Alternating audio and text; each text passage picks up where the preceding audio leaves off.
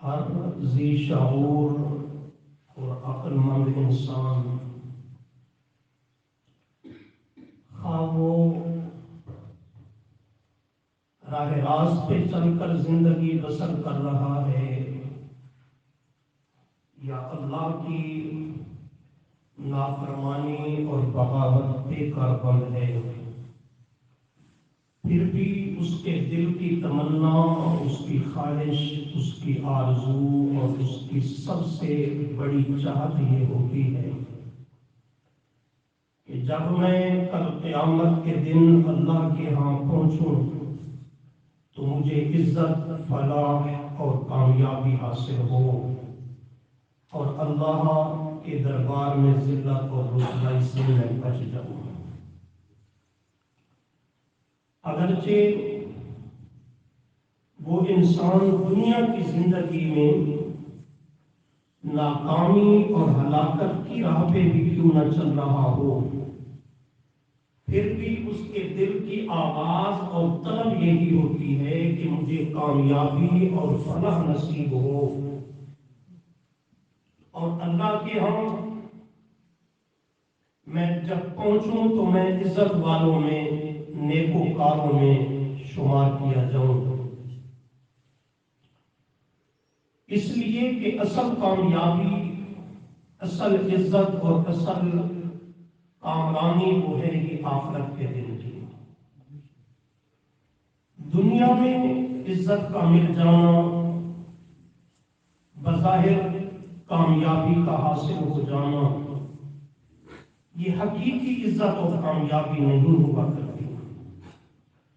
جس طرح خود دنیا کی زندگی اور دنیا کی ہر چیز عارضی اور فانی ہے، اسی طرح دنیا کے اندر ملنے والی عزت، ظاہری کامیابی، عہدہ، اقتدار، منصب، دولت، یہ بھی سب چیزیں فانی اور عارضی ہیں۔ انہیں ہم اپنی اصطلاح میں کامیابی کہتے ہیں۔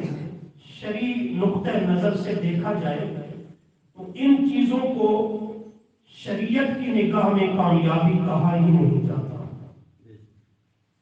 یہ ہمارا خیال ہوتا ہے اور خوش فہمی ہوتی ہے کہ آج میں میٹرک کے امتحان میں، ایف اے بی اے کے امتحان میں، فلاں امتحان میں پاس ہو گیا ہوں، اچھی پوزیشن حاصل کی، میں کامیاب ہو گیا۔ مجھے الیکشن میں کامیابی ہوئی، عہدہ مل گیا، اقتدار مل گیا، ایم ایل اے بن گیا، ایم پی اے بن گیا، ممبر بن گیا، فلاں یہ سمجھتا ہے کہ میں کامیاب ہو گیا ہوں، لیکن یہ ہماری خوش فہمی ہے۔ دولت کا حاصل ہو جانا، دنیا میں ظاہری رونق کا مل جانا، زیب و زینت کا حاصل ہو جانا، اچھا مکان، اچھی سواری، اچھا لباس، اچھا رہن سہن، یہ ہماری اصطلاح میں اسے کامیابی کہا جاتا ہے۔ لیکن شریعت کی نظر میں، کتاب و سنت کی روشنی میں، جسے اللہ کے ہاں حقیقی عزت، فلاح اور کامیابی کہا جاتا ہے، وہ یہ ہے کہ فَمَنْ زُحْزِحَ عَنِ النَّارِ وَأُدْخِلَ الْجَنَّةَ فَقَدْ فَازَ۔ سبحان اللہ۔ چوتھا پارہ ہے سورہ آل عمران کی آخری رکوع کی آیت ہے، آخری رکوعوں کی۔ وہاں اللہ نے کامیابی کا معیار ذکر کیا، فرمایا وہ شخص کے فَمَنْ زُحْزِحَ عَنِ النَّارِ، جو دوزخ سے بچا لیا گیا، عذاب نار سے، وَأُدْخِلَ الْجَنَّةَ اور جنت میں داخل کر دیا گیا، فَقَدْ فَازَ، بس پکی بات ہے کہ یہ کامیاب ہوگا۔ تو کامیابی کا اصل ہے ہی وہی جو کل قیامت کے دن اللہ کے ہاں انسان کو حاصل ہو جائے۔ اللہم اجعلنا منہم، اللہ ہم سب کو یہ سعادت نصیب فرما۔ لیکن وہ شخص جو دنیا کی ہر بظاہر کامیابی حاصل کرتا رہا، دنیا کی پوزیشن، دنیا کی ٹھاٹ باٹ، دنیا بن سور کے اس نے گزاری، لیکن کل اللہ کے ہاں آئے، یہی چوتھا پارہ سورہ آل عمران کی آخری آیتیں ہیں۔ اللہ فرماتے ہیں اِنَّكَ مَن تُدْخِلِ النَّارَ فَقَدْ أَخْزَيْتَهُ، فَقَدْ أَخْزَيْتَهُ، ادھر فرمایا فَقَدْ فَازَ، جو عذاب نار سے بچا لیا گیا، ادخل الجنۃ، کہاں داخل؟ جنت میں کر دیا گیا۔ لفظ وہاں بھی اللہ وہی ذکر کرتا ہے، فقد فاز، پس پکی بات ہے یہ کامیاب ہو گیا۔ لیکن اس کے برعکس، خواہ وہ دنیا کا بڑے سے بڑا مالدار، سرمایہ دار، جاگیردار کیوں نہ ہو، دنیا میں متکبر اور سرکش بن کر زندگی بسر کرنے والا کیوں نہ ہو، اللہ کریم فرماتے ہیں اِنَّكَ مَن تُدْخِلِ النَّارَ، اے اللہ جس کو تو نے دوزخ اور عذاب نار کے حوالے کر دیا، فقد اخزیتہ، بس پکی بات ہے کہ وہ ذلیل و رسوا ہو گیا۔ اخزیتہ، وہ ذلیل و رسوا ہو گیا کہ وہ جنت سے محروم ہے اور جہنم کا ایندھن بن گیا۔ فقد اخزیتہ، فرمایا بس وہ تحقیق پکی بات ہے ذلیل و رسوا ہو گیا، اور ہوا بھی ایسا رسوا کہ وما للظالمین من انصار، اب اس کے لیے کوئی وہاں اس ہلاکت اور ذلت سے نکلنے کی راہ نہیں ہوگی، اس کا کوئی مددگار اور حمایتی نہیں ہوگا، نہ اسے کسی شفیع کی شفاعت نفع دے سکے گی، نہ رب کی رحمت سے اسے کوئی حصہ نصیب ہوگا، نہ ہی اس کی نجات اور بخشش کا کوئی امکان ہوگا۔ اس لیے کہ یہ دو آیتیں یہ مضمون بیان کر رہی ہیں، حقیقی عزت اور کامیابی جو ہے وہ آخرت کی ہے، نہ کہ دنیا کی۔ دنیا میں تو زندگی گزر ہی جایا کرتی ہے، غریب کی بھی گزر جاتی ہے، اٹکی نہیں رہتی، مالدار کی بھی گزر جاتی ہے، ایسی ہوتا ہے۔ مریض بھی دنیا کی سانس اپنے پورے کر لیا کرتا ہے، اس کی بھی زندگی کا سلسلہ رک نہیں جاتا، اور صحت مند بھی اپنی زندگی کی منازل طے کر لیا کرتا ہے۔ دنیا تو گزر ہی جایا کرتی ہے، دنیا کی زندگی کا سلسلہ تو ہے تلک الایام نداولها بین الناس، کبھی تخت پر ہے تو کبھی یہی تخت دار پہ ہے، کبھی لوگوں کو دینے والا ہے تو کبھی یہی بھکاری بن کے سواری بن کے چل پھر رہا ہے۔ یہ تو سایہ جیسے ہر حیوان اپنی جگہ بدلتا ہے، انسان کی زندگی کی کیفیت بھی یوں ہی بدلتا ہے، بدلتی رہتی ہے۔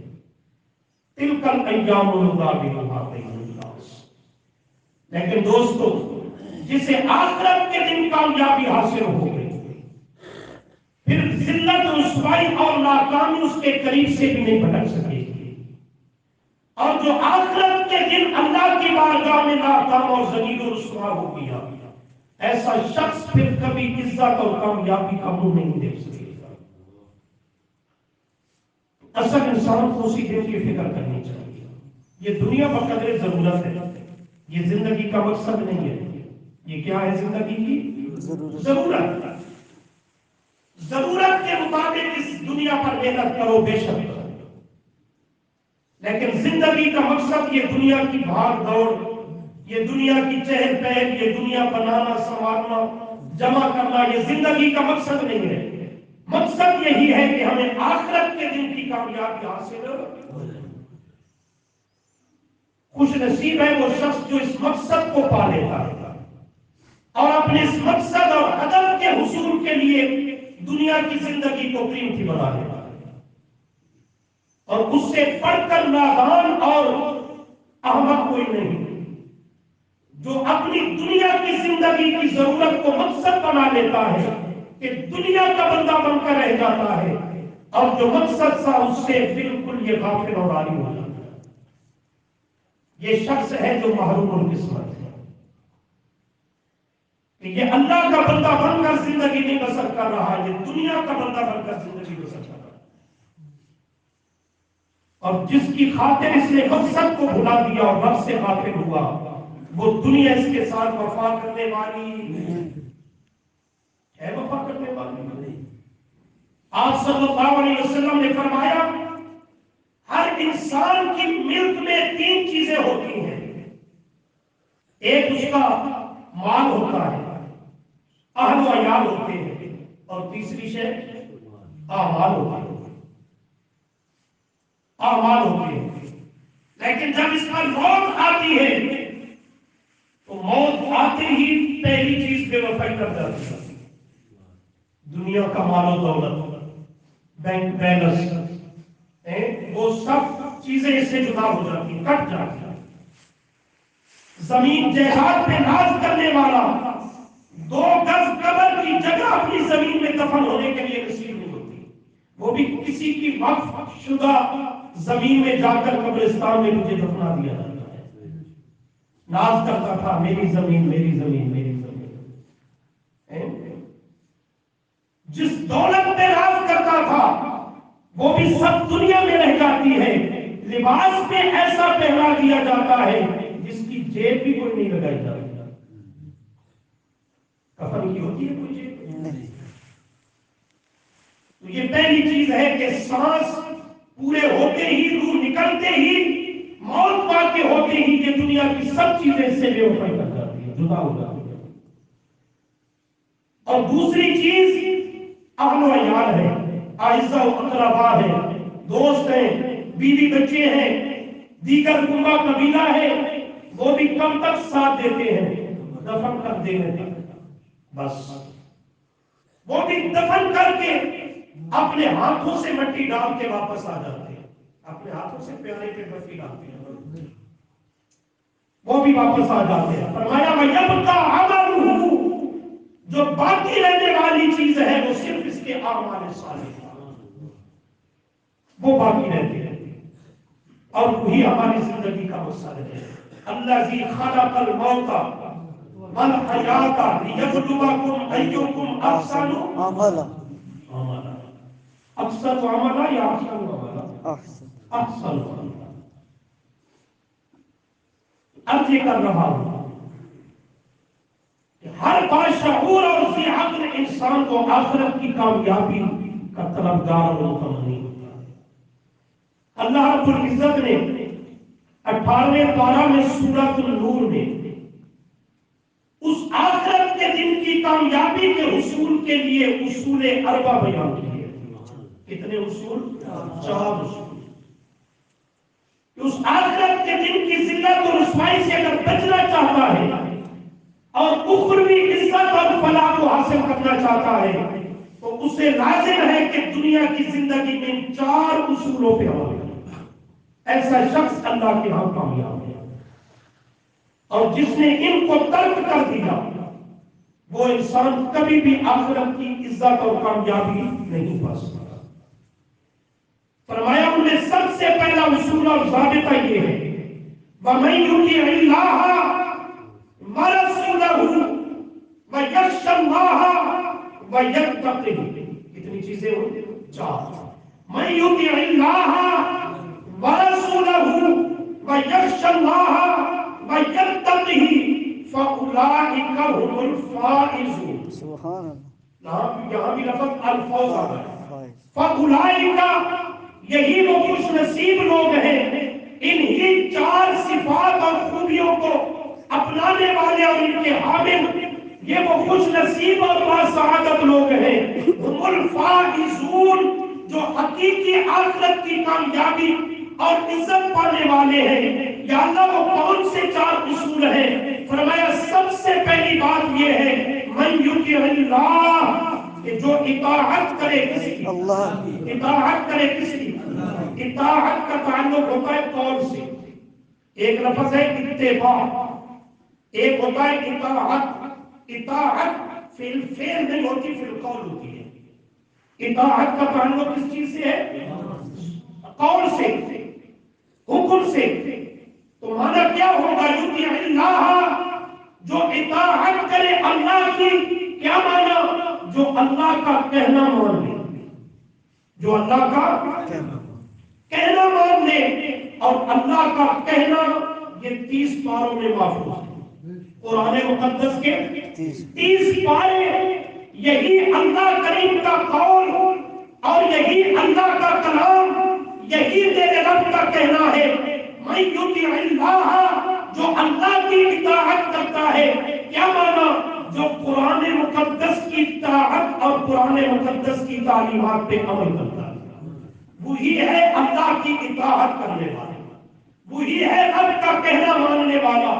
कि उसने अल्लाह की किताब कुरान मुकद्दस को हकीकी इज्जत और अजमत दी और अपने दिल में उसका मकाम पैदा किया कि अब ईमानियात और अकायद के बाब में बिलखुसूस और दीगर अहकाम में बिलउमूम उसके लिए आइडियल और नमूना है। अल अस्लुल उसूल और अव्वल और बुनियाद है। तो वो रब का कुरान मुकद्दस है कि उसे कोई भी मामला पेश आ जाता है, वो अल्लाह के कुरान की कसवटी पे उसे परखता है। अल्लाह करीम के कुरान को अव्वलियत और कुरान मुकद्दस को वो सबसे मुकद्दम समझता है। अल्लाह करीम फरमाते हैं یہ وہ شخص ہے جس نے میرے کلام کی عزت اپنے دل میں رکھ کر کے میں اللہ کی اطاعت کا حق ادا کر دیا۔ من یطیع اللہ، اطاعت کرے کس کی؟ اللہ کا کہنا مانے، اللہ کریم کے کلام کی تعلیمات پہ عمل کرے، یہی اللہ کی اطاعت کرنے والا شخص ہے۔ اس لیے کہ قرآن مقدس یہ تمام عرشی فرشی کتابوں کا مقتدا و امام ہے۔ اس کے ہم پلہ زمینی کتابیں تو رہی اپنی جگہ، مخلوق کی لکھی ہوئی کتابیں تو رہی اپنی جگہ، خود خالق کائنات کی نازل کردہ کتابیں بھی قرآن مقدس کے ہم پلہ ہو سکتی نہیں ہے۔ 25واں پارہ ہے سورہ حامیم الزخرف، اللہ کریم اس کی ابتدا میں فرماتے ہیں اے لوگوں وَإِنَّهُ فِي أُمِّ الْكِتَابِ لَدَيْنَا لَعَلِيٌّ حَكِيمٌ۔ یہ قرآن مقدس کی عظمت سمجھنا چاہتے ہو تو آؤ میں اللہ کریم تمہیں اس کی تاریخ سے مطلع کر دیتا ہوں۔ فرمایا إِنَّهُ فِي أُمِّ الْكِتَابِ لَدَيْنَا لَعَلِيٌّ، جب یہ قرآن ہمارے پاس تھا لوح محفوظ کے اندر، وہاں اکیلا قرآن نہیں تھا، تورات بھی تھی، زبور بھی تھی، انجیل بھی تھی، دیگر صحیفے بھی تھے، لیکن سب کتابوں سے، سب صحیفوں سے لدینا لعلی، ہم نے لوح محفوظ میں بھی اونچا کر کے رکھا ہے تو قرآن مقدس کو کر کے رکھا ہے۔ تورات بھی قرآن سے نیچے رہی، انجیل بھی نیچے رہی، زبور بھی نیچے رہی، انبیاء کے صحف بھی نیچے رہے، سب سے بلند مقام دیا لدینا لعلی، وہ قرآن مقدس کو مقام دیا۔ اللہ ہمیں سمجھانا چاہتے ہیں مسلمان تیرے دل میں بھی سب کتابوں سے بڑھ کر عظمت ہو تو کس کتاب کی؟ کس کتاب کی ہو؟ قرآن مقدس کی ہو۔ اس لیے کہ آمنہ کے لال صلی اللہ علیہ وسلم فرماتے ہیں فضل کلام اللہ علی سائر الکلام کفضل اللہ علی خلقہ، فرمایا اللہ کے کلام قرآن مقدس کی عظمت، عزت، برتری، فضیلت، فوقیت تمام کائنات کی کتابوں اور کلاموں پر ایسے ہے جیسے خود اللہ کی برتری اور فضیلت اس کی تمام مخلوقات پر۔ سبحان اللہ۔ ساری مخلوقات اکٹھی ہو کر بھی خالق کا مقابلہ، ساری عرشی فرشی کتابیں مل کر کے بھی قرآن مقدس کی عظمت کا مقابلہ نہیں کر سکتی۔ اسی لیے تو قرآن مقدس کو شروع سے ہی کھولو، قرآن مقدس کے ماتھے کا جھومر اور قرآن مقدس کا ترے امتیاز وہ صاف بورڈ واضح الفاظ میں نظر آتا ہے کہ ذالک الکتاب لا ریب، پڑھو ذالک الکتاب لا ریب فیہ، ذالک الکتاب لا ریب فیہ۔ جب تک پہلی کتابوں میں تحریف نہیں ہوئی تب تک صحیح کتابیں، ٹھیک کتابیں تو وہ بھی تھیں، لیکن قرآن کے علاوہ اللہ نے کسی کتاب کو لا ریب ہونے کا خطاب نہیں دیا۔ تورات کو لا ریب نہیں کہا، انجیل کو یہ خطاب نہیں ملا، زبور کو نہیں ملا، کسی صحیفہ کو نہیں ملا۔ یہ فقط قرآن مقدس کا اعزاز، ترا امتیاز، انفرادیت اور خصوصیت ہے کہ قرآن مقدس کے شروع میں اللہ کریم نے فرما دیا اس قرآن کو پڑھنے والا، سمجھنے والا، اس میری اطاعت کی بنیاد پر میرے کلام کی اطاعت اور پیروی کرنے والا آنکھیں بند کر کے آ، ذالک الکتاب لا ریب فیہ، قرآن کی پیروی کرتے ہوئے تجھے کہیں سے غلطی نہیں لگ سکتی، دھوکے کا شکار نہیں ہو سکتا۔ کیوں؟ اس لیے کہ قرآن مقدس لم یجعل لہ عوجا، قیما، خود بھی ٹیڑھ اور کجی سے پاک ہے، جو اس کی اتباع کرتا ہے قرآن اس کو بھی سیدھا کر دے۔ سبحان اللہ۔ قیما کا معنی یہی ہے، قیما سورہ صاحب کی ابتدا، لم یجعل لہ عوجا، عوج کہتے ہیں ٹیڑھ پن، کجی کو، اپنی بولی سے کیا دے ڈنگا، ڈنگا ون ملا کا ڈنگا پر۔ اللہ فرماتے ہیں لم یجعل لہ عوجا، قرآن مقدس میں کوئی ٹیڑھ پن نہیں، کچی نہیں، کوئی ڈنگا پہلو نہیں، ون ملا کا نہیں۔ یا اللہ صرف قرآن کی یہ خوبی فرمایا نہیں، کہ یہ من جو قرآن کی اتباع کرتا ہے عقیدہ میں، ایمانیات میں، دیگر احکام میں کچے من قرآن اپنے ماننے والے کو بھی سیدھا کر دیتا ہے، سبحان اللہ، اس کے ایمان اور عقیدے سے کفر کا ٹیڑھ پن نکال دیتا ہے، شرک کے ٹیڑھ پن کو دور کر دیتا ہے، بدعات کو، گمراہی کو، ضلالت کو دور کر دیتا ہے۔ کیوں؟ اس لیے کہ ذالک الکتاب لا ریب فیہ، ریب کا کیا معنی ہوتا ہے؟ شک، چلو یہ جو معنی ہوتا ہے شک، عیب۔ اللہ فرماتے ہیں یہ ایسی کامل کتاب ہے لا ریب فیہ، اس میں کوئی شک اور عیب نہیں ہے۔ جو اس کو ماننے والا ہے اللہ اس کے مذہب میں بھی کوئی شک اور عیب رہنے نہیں دیا کرتا۔ ذالک الکتاب لا ریب فیہ۔ اور دوسرا قرآن مقدس کا منصب اللہ کریم نے ذکر کیا، فرمایا اللہ الذی انزل الکتاب بالحق والمیزان، 25واں پارہ ہے سورہ حامیم الشورى۔ فرمایا اللہ وہ شان اور عظمت والی ذات ہے کہ جس نے قرآن مقدس کو، اس کامل کتاب کو نازل کیا بالحق۔ کیسے نازل کیا؟ حق کے ساتھ، ٹھیک ٹھیک، اس کے نزول میں کوئی خرابی نہیں ہوئی۔ اللہ کو علم تھا، طبقہ آئے گا جو کہے گا قرآن اصلی یہ قرآن نہیں، اس میں تحریف ہو گئی، معاذ اللہ۔ اللہ فرماتے ہیں نہیں ہو لوگو، اللہ الذی انزل الکتاب بالحق، یہ حق سچ کے ساتھ ہم نے اتارا ہے۔ اور آگے جملہ ذکر کیا والمیزان، میزان کا معنی ترازو، ترازو کس کو کہتے ہیں؟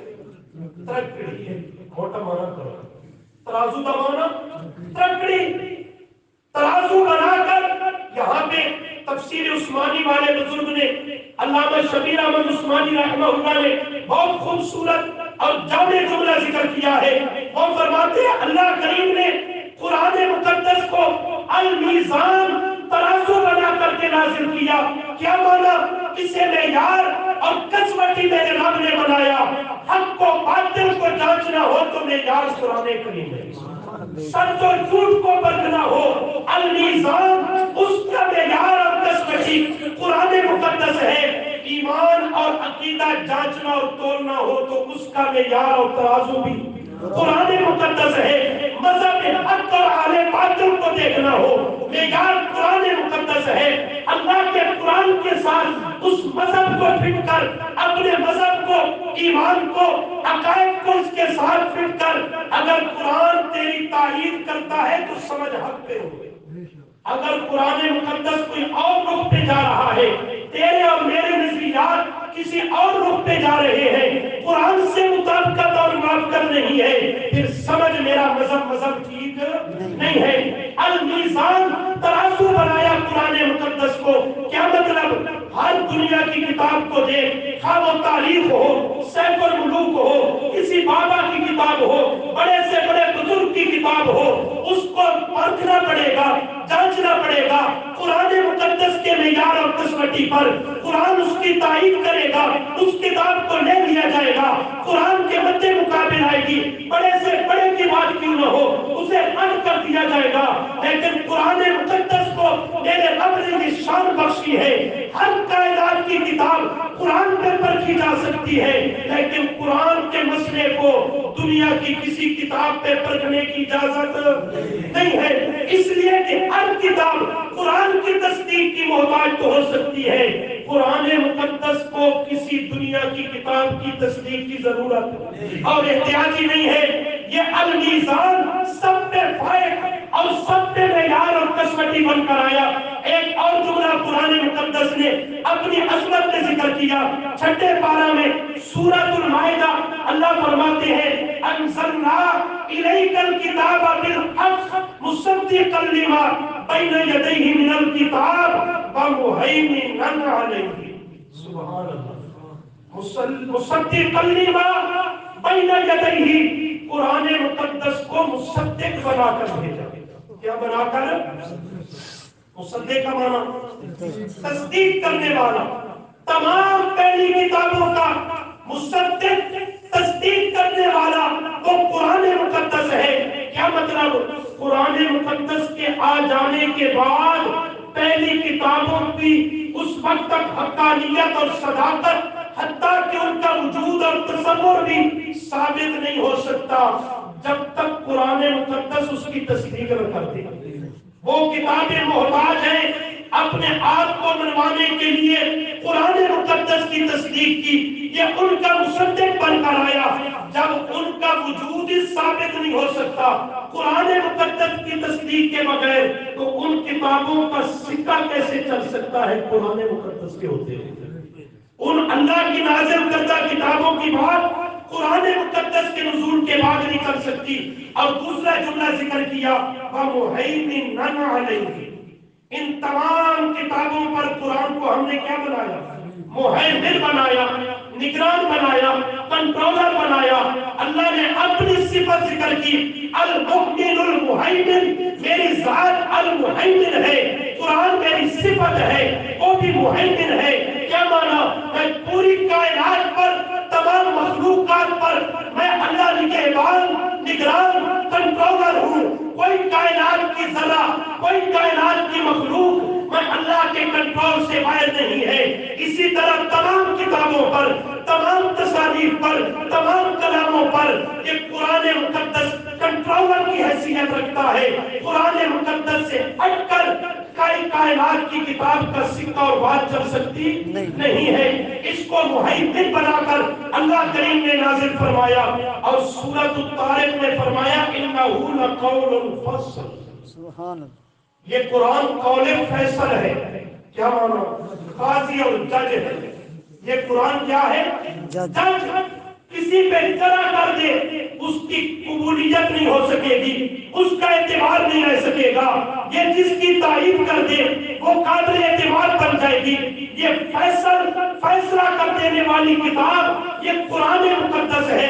اور قرآن کی خوبی ذکر کی، قرآن مقدس کو الفرقان بنا کر نازل کیا۔ کیا چیز بنایا؟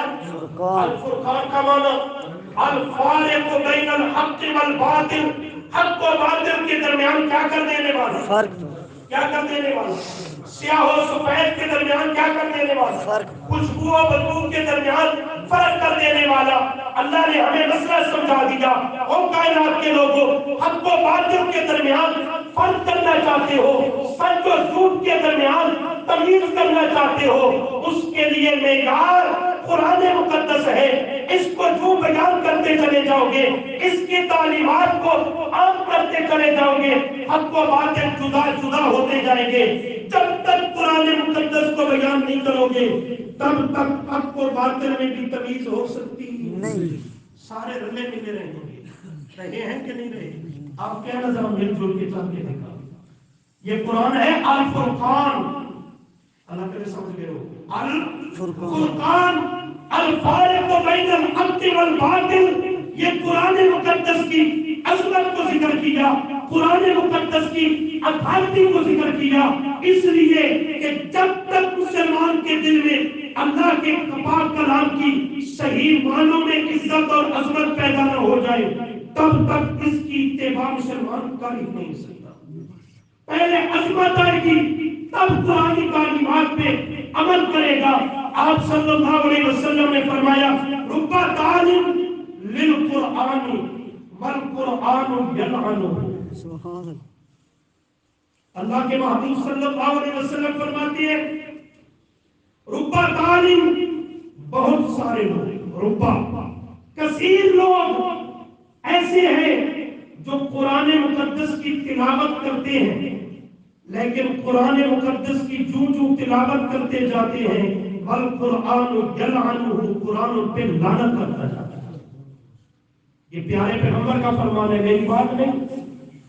آپ صلی اللہ علیہ وسلم کا فرمان، قرآن مقدس کی بہت سارے لوگ ایسے ہیں جو تلاوت کرتے جاتے ہیں، بجائے اس کے کہ رحمت آتی، اجر ملتا، اللہ کی نعمات کے مستحق ٹھہرتے، لیکن نہیں، والقرآن یلعنہ، قرآن پہ کیا کرنا شروع کر دیتا ہے؟ لعنت کرنا شروع کر دیتا ہے۔ اس پر محدثین نے بڑی بڑی توجیحات ذکر کی ہیں، لیکن سب کا معال، نتیجہ اور خلاصہ یہ ہے کہ وہ وہ شخص جو قرآن مقدس کا مسئلہ نہیں مانتا، تلاوت کرنے پہ زور دیتا ہے، ایسے شخص پہ قرآن لعنت کرتا ہے، میرا مسئلہ نہیں مانتا، تلاوت کس منہ سے کرتا ہے؟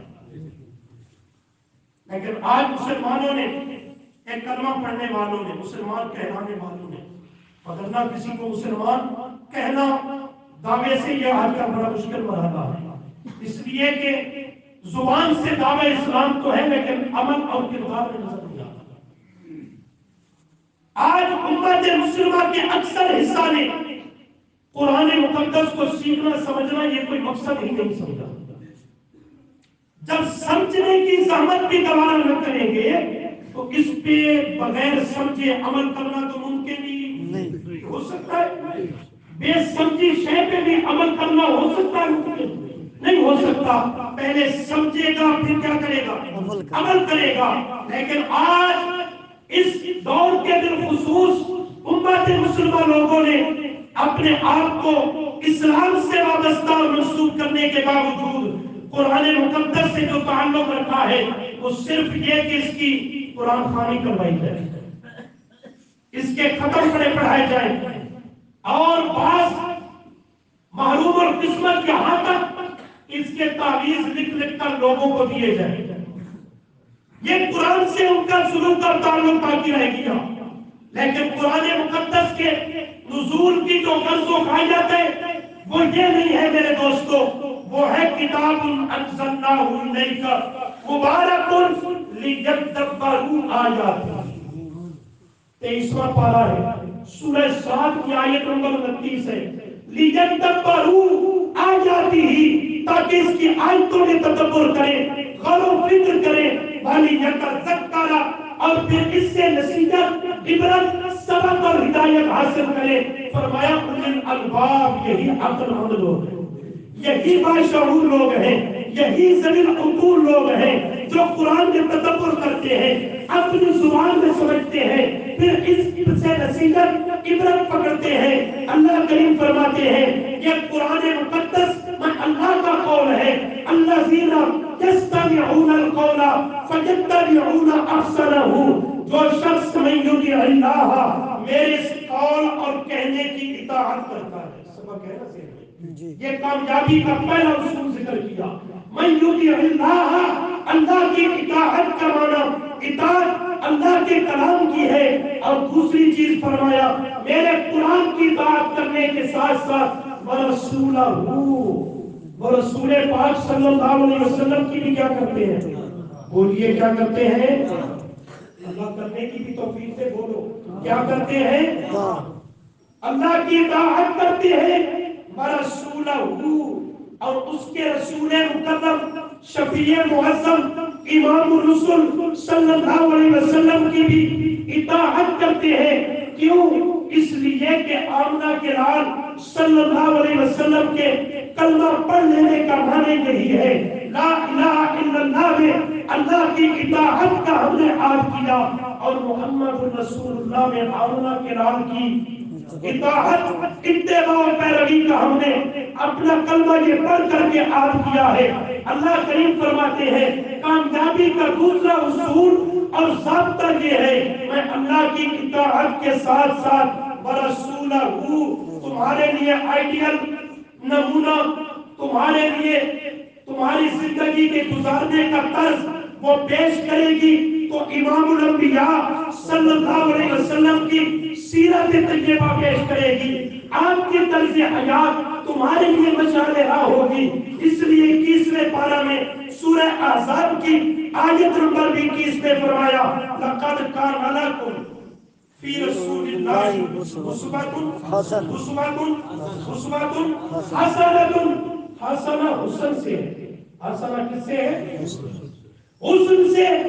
اللہ کریم سمجھانا یہ چاہتے ہیں او کائنات کے لوگوں، لقد کان لکم، پکی بات ہے تمہارے لیے آئیڈیل نمونہ طرز زندگی فی رسول اللہ، اے فی حیات رسول اللہ، پیارے پیغمبر کریم صلی اللہ علیہ وسلم کی حیات طیبہ میں، سیرت میں اور آپ کے طرز زندگی میں ہے۔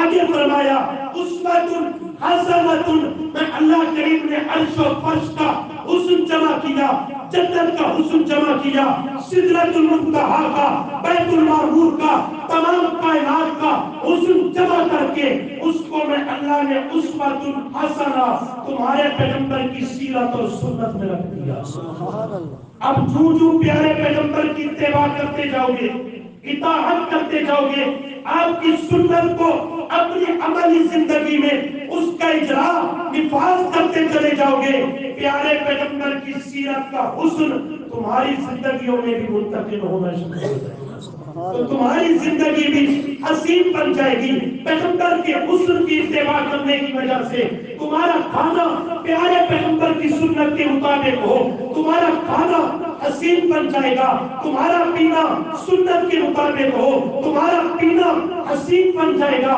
تمہاری خوشی سنت کے مطابق ہو، تمہاری خوشی شادی بیاہ خوبصورت بن جائے گی، تمہاری فوت کی غم اور صدمہ بھی پیارے پیغمبر کی سنت کے مطابق ہو، تو تمہاری خوشی میں بھی پیارے پیغمبر کی سیرت کا حسن نظر آئے گا صلی اللہ علیہ وسلم۔ لیکن اگر پیارے پیغمبر کی سیرت کے حسن سے کٹ گیا، سنت سے ہٹ گیا، پھر ضلالت، گمراہی اور تیرے لیے ہلاکت تو زندگی میں آ سکتی ہے، کبھی تیری زندگی میں حسن آ سکتا نہیں، اس لیے کہ سنت کا دوسرا نام ہی حسن ہے، حسن کا دوسرا نام ہی پیارے پیغمبر کی سنت ہے، اور بدعات اور رسومات کا نام ہی میری ضلالت ہے کہ نہیں ہے؟ آپ نے فرمایا ایاکم بمحدثات الامور، ایاکم بچتے رہنا، اپنے آپ کو بچا کر کے رکھنا، بالمحدثات الامور، نئے نئے کام ایجاد کرنے سے، دین اور مذہب اسلام میں نئے نئے کام ایجاد نہیں کرنا، اس سے بچتے رہنا۔ کیوں؟ ان کل محدثۃ بدعہ، جو دین میں نیا کام ایجاد کر دیا جائے جس کا ثبوت قرآن مقدس سے بھی نہ ہو، پیارے پیغمبر سے بھی نہ ہو، صحابہ کرام رضی اللہ عنہ سے بھی نہ مل سکے، نیا کام، عجب کی اصطلاح، عجب کی رسم ہو، فرمایا ان کل محدثۃ بدعہ، وہ بدعت ہوا کرتی ہے، اور کل بدعۃ ضلالہ، ہر بدعت میں ضلالت، تاریکی اور برائی ہوا کرتی ہے۔ بدعت میں حسن آ سکتا نہیں۔ یہ آج ملا نے پٹی پڑھائی ہے کہ بعض بدعات بدعت حسنہ ہوا کرتی ہے، بدعت میں کوئی حسن نہیں، حسن ہے تو پیارے پیغمبر کی سیرت اور سنت میں ہے۔ اس لیے ہر موقع پر، ہر مرحلہ پر، خوشی کا موقع ہے تب، غمی کا موقع ہے تب، سفر میں ہے تب، حضر میں ہے تب، معاملات ہے تب، اخلاقیات ہے تب، حقوق و لباس ہے تب، مسلمان کے لیے باعث فخر ہے، باعث ناز ہے، عزت ہے، اس کی آبرو ہے، تو وہ پیارے پیغمبر کی اتباع کرنے میں ہے صلی اللہ علیہ وسلم۔ آپ نے فرمایا من تمسک بسنتی عند فساد امتی، سبحان اللہ، وہ شخص جس نے تمسک بسنتی، میری ایک سنت کا تمسک کیا، چنگل لگایا، مضبوطی سے پکڑا، تھاما اور اس کو قائم کیا، معاشرے میں اس کا اجرا نفاذ کیا، من تمسک بسنتی، میری ایک سنت کو اس نے تھام لیا اور لازم پکڑا، کب؟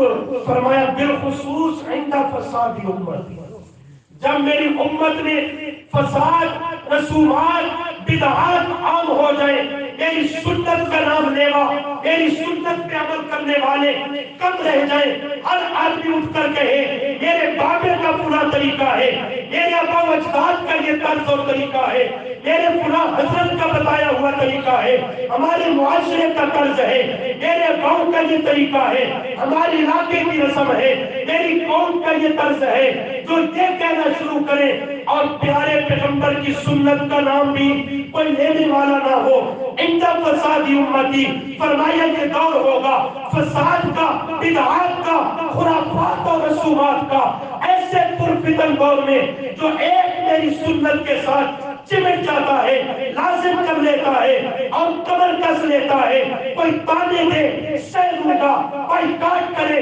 برداشت کروں گا، ہر چیز کو ٹھوکر مار دوں گا، لیکن پیارے پیغمبر کی سنت کو چھوڑتا گوارا نہیں کروں گا۔ فرمایا ایک سنت کو زندہ کرنے کی وجہ سے فَلَهُ أَجْرُ مِئَةِ شہید، میرا رب اسے 100 شہید کا ثواب عطا کرتا ہے۔ سبحان اللہ، سبحان اللہ۔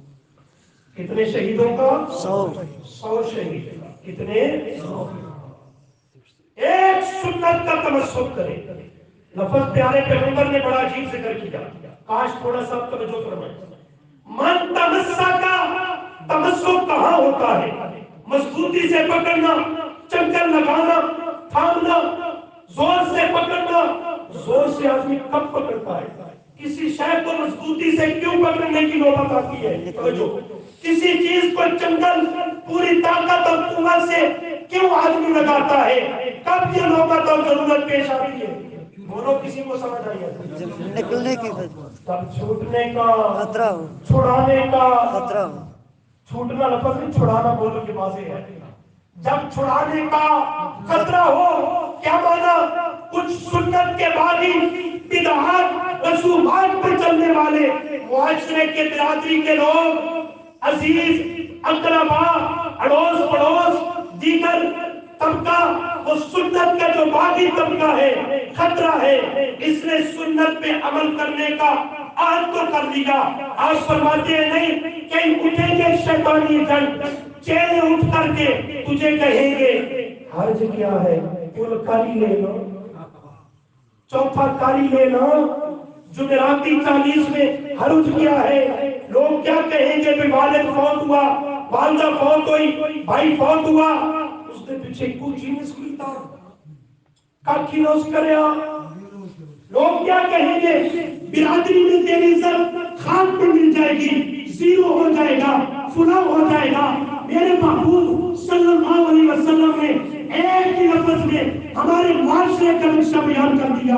فرمایا چھڑوانا چاہیں گے، آئیں گے، طرح طرح کی باتیں لے کر کے آئیں گے، زبانیں بنا کر کے آئیں گے، طرح طرح کے الفاظ لے کر کے آئیں گے، تجھے پھسلانا چاہیں گے، سنت سے ہٹانا چاہیں گے، لیکن خیال کرنا اجر کا مستحق تب بنے گا جب تیری سنت کے ساتھ تمسک کرے گا، چمٹ جائے گا، مضبوطی سے تھامے گا، ہر کسی کو ٹکرا دے گا، پیارے پیغمبر کی سنت کو سینے سے لگا دے گا، تب تو اس اجر کا مستحق بنے گا کہ تو ثابت قدم رہے، کسی مقام پہ پھسل نہ جائے، بھٹک نہ جائے۔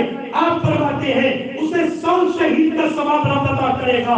اور دوسری حدیث میں فرمایا من احب سنتی، جس نے میری سنت سے کیا کیا؟ بولو بولو، کیا کیا؟ محبت کی، فقد احبانی، فقد احبانی، حقیقت میں وہی ہے میں آمنہ کے لال کا محب۔ محبت کرنے والا مجھ سے کون ہے؟ آج محبت کا دعویٰ، عشق کا دعویٰ، اپنے آپ کو عقیدت مندی کی طرح منسوب کرنا، یہ دعوے کو چلا کرتے ہیں اور چلتے رہتے ہیں، مگر پیارے محبوب صلی اللہ علیہ وسلم کے ساتھ عقیدت کا، محبت کا معیار خود پیارے پیغمبر نے کیا ذکر کیا ہے؟ عاشق رسول کون ہوتا ہے؟ محب پیغمبر کون ہوتا ہے؟ صحیح معنوں میں سنی کہلانے کا مستحق کون ہوتا ہے؟ فرمایا اس کا معیار یہ ہے من احب سنتی فقد احبانی، میرا محب، میرا عاشق سنی کہلانے کا حقدار اور مستحق وہ نہیں جو بدعات رسومات پہ چلا کرتا ہے، معاشرے کے طرز طور طریقے کو اپنی زندگی میں جاری کیا کرتا ہے۔ میرا محب، میرا عاشق وہ ہے من احب سنتی، جو میری سنت سے پیار کرتا ہے، جو میری سنت کو عمل میں لاتا ہے، میری سنت پہ کاربند ہوتا ہے۔ فرمایا یہ معمولی شخص نہیں، سنت کے اوپر عمل کرنے والا، اس کا کھانا پینا، رہن سہن، خوشی غمی میری سنت کے مطابق ہو، یہ معمولی شخص نہیں ہے۔ اللہ کے محبوب کون سی بشارت ہے اس کے لیے؟ جنت میں داخل ہوگا، آخرت کی کامیابی ملے گی، باسعادت ہوگا۔ فرمایا نہیں، یہ کم درجے کی اس کی کامیابی، کم درجے کے انعامات ہیں، یہ وہ باسعادت انسان ہے کانا مایا فی الجنہ، کل قیامت کے دن اس کی انگلی سے پکڑ کر میں آمنہ کا لال سے اپنے کٹھے جنت میں لے جاؤں گا۔ مایا فی الجنہ، میری معیت میں، رفاقت اور سنگت میں اسے جنت میں داخل کیا جائے گا۔ عرض یہ کر رہا ہوں کامیابی کا دوسرا اصول اور ضابطہ یہی ہے کہ من یطع اللہ ورسولہ، رسول مکرم صلی اللہ علیہ وسلم کی اللہ کے ساتھ ساتھ اطاعت کرے۔ اور تیسرا اصول ذکر کیا وَيَخْشَ اللَّهَ، اس سے پہلے جو نافرمانی کی، شرک کیا، بدعات رسومات پہ چلتا رہا، نافرمانی اور بغاوت پہ چلتا رہا، ڈر کر اللہ کریم سے یخش اللہ، اللہ کا خوف دل میں رکھ کر کے اللہ کریم سے تائب ہو جائے اور توبہ کر دے، اللہ سے سلو کر دے، یا اللہ جو ہو گیا سو ہو گیا۔ یخش اللہ، اب تیری خشیت، تقوی، خوف میرے دل میں آ گیا، میں ڈر گیا، میرا دل کانپ اٹھا، میں اپنی زندگی کو غلط راستے میں لے چلا تھا، یا اللہ جو ہو گیا سو ہو گیا، آئندہ حکم تیرا چلے گا، طریقہ تیرے محبوب کا چلے گا صلی اللہ علیہ وسلم۔ پھر میرے محبوب فرماتے ہیں الطائب من الذنب کمن لا ذنب لہ، صدق کے دل سے باز آ جانے والے، توبہ کرنے والے شخص کے گناہوں کو میرا رب یوں معاف کر دیتا ہے کمن لا ذنب لہ، گویا اس نے یہ گناہ کیے ہی نہ تھے، اللہ اسے پاک کر دیتا ہے۔ اور چوتھا اصول ذکر کیا وَيَتَّقِهِ، آئندہ بچ بچ کر زندگی گزارے، وَيَتَّقِهِ کا معنی آئندہ کے لیے عزم کرے، اپنے رب سے عہد کرے کہ بچ بچ کے زندگی گزاروں گا، نہ رب کی نافرمانی کی طرف جائے، نہ پیارے پیغمبر کی سنت سے عداوت اور مخالفت کرے، وَيَتَّقِهِ آئندہ بچ بچ کے زندگی گزارنے کا عہد کر لے اللہ کریم سے۔ اللہ فرماتے ہیں فَأُولَٰئِكَ هُمُ الْفَائِزُونَ، یہی ہے حقیقی کامیابی پانے والا۔ اور یہی کامیابی کیوں نہ پائے فَمَنْ زُحْزِحَ عَنِ النَّارِ وَأُدْخِلَ الْجَنَّةَ فَقَدْ فَازَ۔ دراصل کامیابی بھی میرے دوستو یہی ہے، آخرت کے دن عذاب نار سے بچ جانا اور جنت میں داخل کیا جانا، فقد فاز۔ یہاں سے بات شروع کی تھی، وہ پکی بات ہے، کیا ہو گیا؟